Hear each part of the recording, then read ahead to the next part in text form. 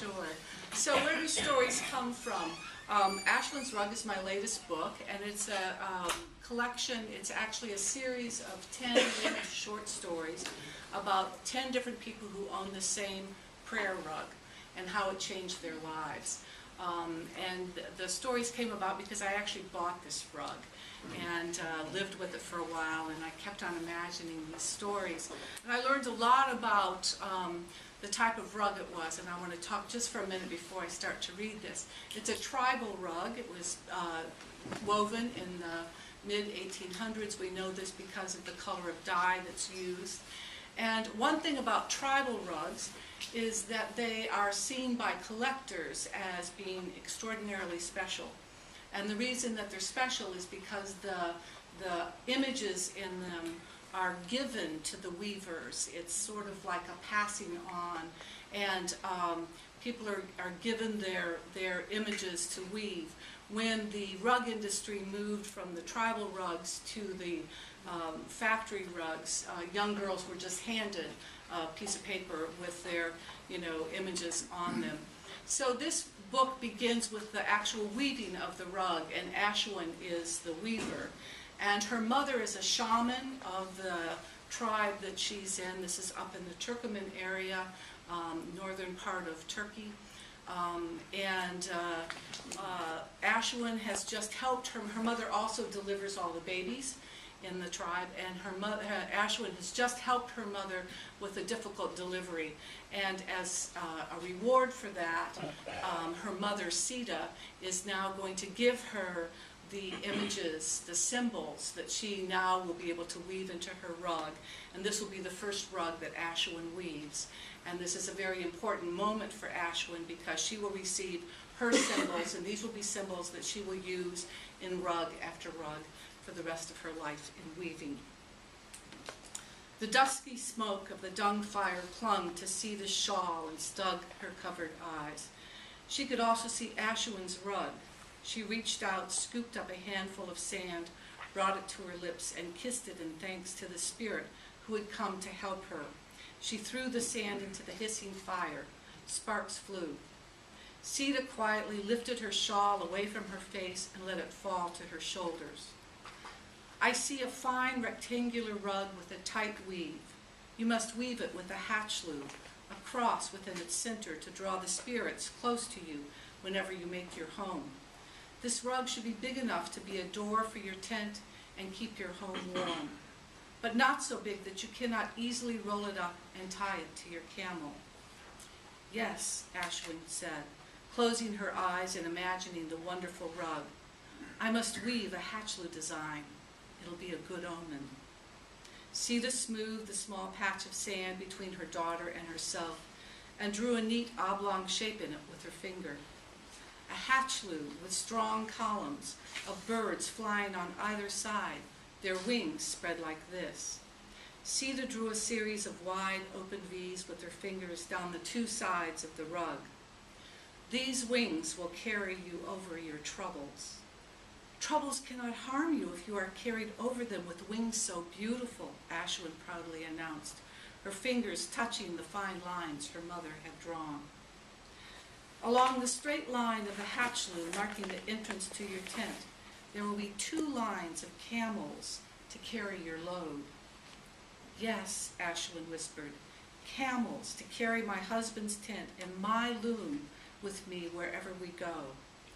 And here you will weave a small mahri, not so big as anyone would notice, but a fine, delicate design, a secret you will weave into the rug, a place for you to rest your head and pray so Allah can hear your every whispered prayer.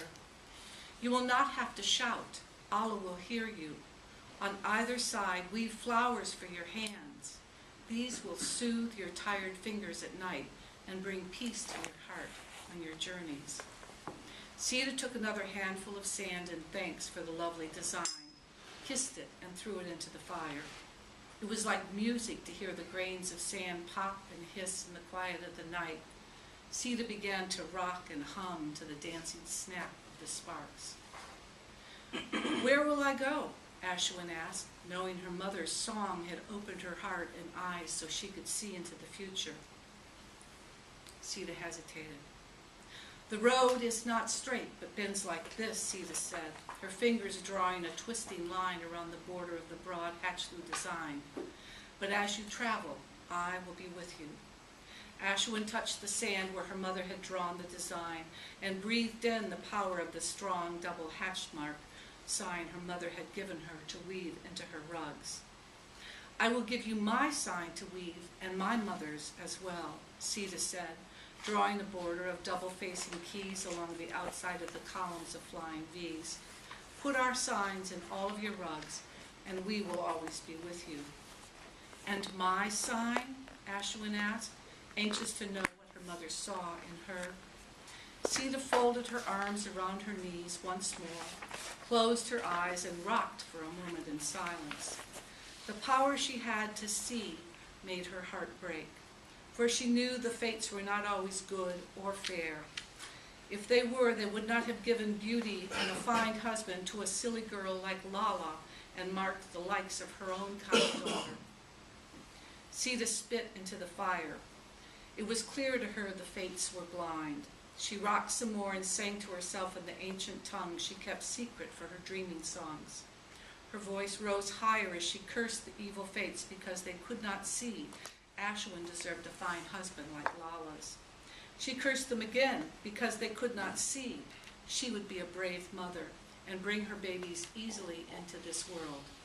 And again, she cursed them a third time because they could not see Ashwin would be an obedient and grateful wife, or how, in time, Ashwin's fingers would get faster and she would be honored among the weavers for her beautiful work.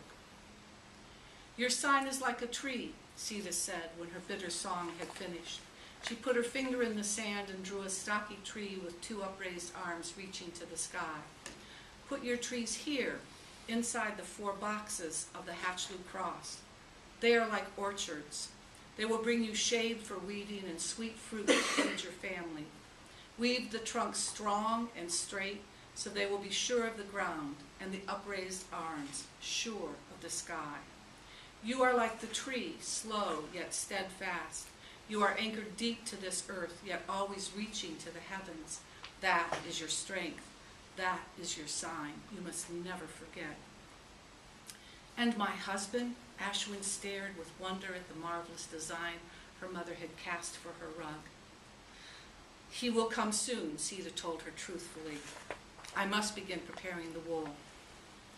I have saved a bit of deep red dye. It is my gift to you for helping to bring Lala's baby safely home.